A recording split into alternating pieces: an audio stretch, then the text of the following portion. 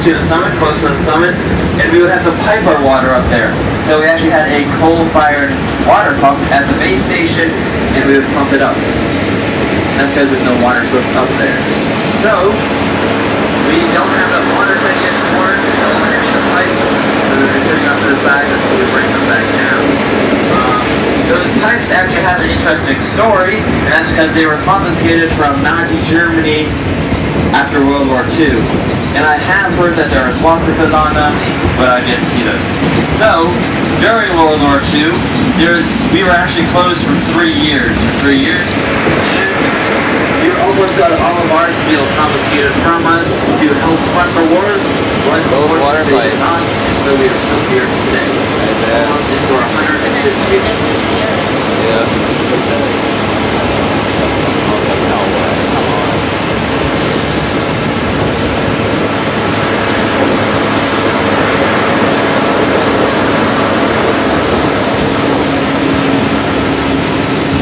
Alright, so part of my job is to signal to the engineer that we are ready to go through the switch, because we're going to make a complete stop.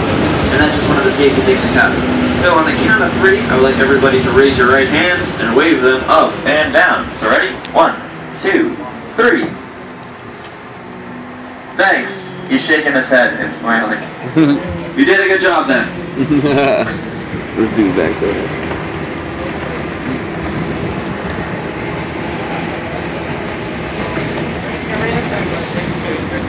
What? Alright, so this is the lower Wombeck switch.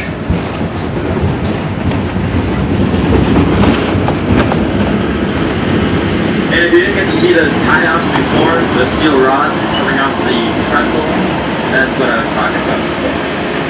I'll see you.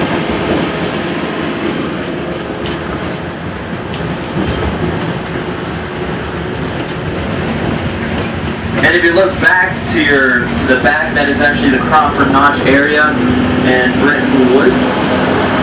So we welcome you to the Wombeck water tank, elevation 3,800 feet.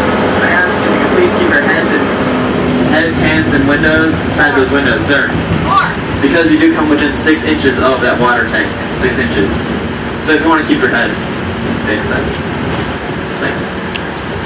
So we still use that water tank today at 8:30 in the morning. We run a steam engine to the summit. They use over 400 gallons just to make it to this point. Wow. They then take 5 minutes, refill, and then make their way to the summit. But today, we're only running about 15 gallons on our new biodiesels. 15 gallons of biodiesel. Takes about 12 to get up and 3 on the way down. Wow. That's cool. So that's the coach you're going to be taking down. And his name is Lucian. Lou. I don't know where you would find a name like that. But Dirty Lou. His name's Lucian.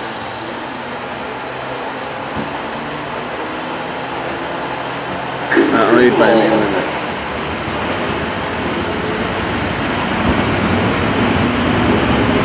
Alrighty, so right now we are on our passing lane, and this is the only place where we pass trains from now on. And off to your left side, that is main line. Now, passing lane was built in 2003 for the accommodation of passing of trains, and it was included with the 2 switches on either end.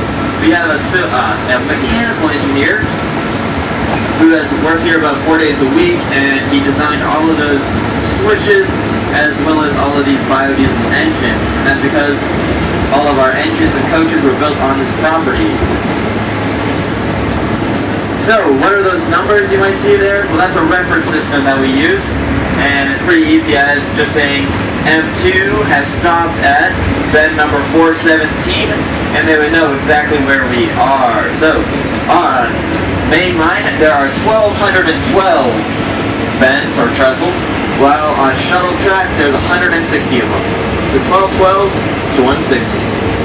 Alright, so as we go up, the Cog Railway is riding on a ridge line that starts at the base station, goes to about Skyline, which is between Mount Clay and Mount Washington. And so you have Birch Ravine off to your left side, and that's the Ammunition Ravine off to your right side.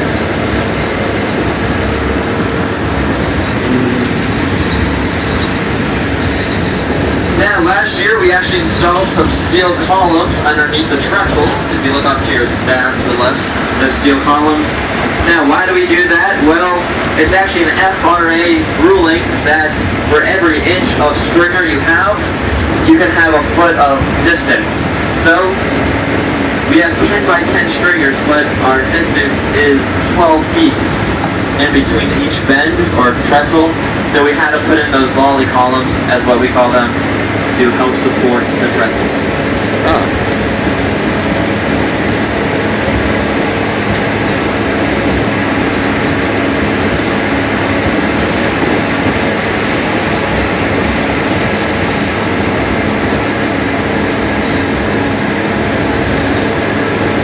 Do we run in the wintertime? Yes, we actually do, but only until January 1st. This year we have actually extended our season until January 1st, so April 27th until January 1st. Now during November and December, we only run on weekends and holiday weeks, and that is weather permitting if we go to the summit though or not. So if we don't, and if we're not able to get to the top, we only stop here at Upper Wombeck Switch. We let the guests go around the fields for a little while, and then we bring them back in, and then we head back down. Look at that. Alright, so off to your left side, that is Burt's Ravine. That's awesome. You might have saw a brown stripe going up and down it. That is actually a mudslide that was caused, what was it, 2 years ago now? Yeah, 2 years, due to Hurricane Irene.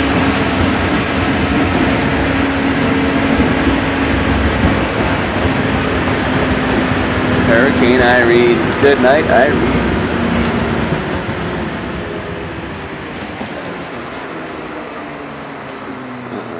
Run out of gas.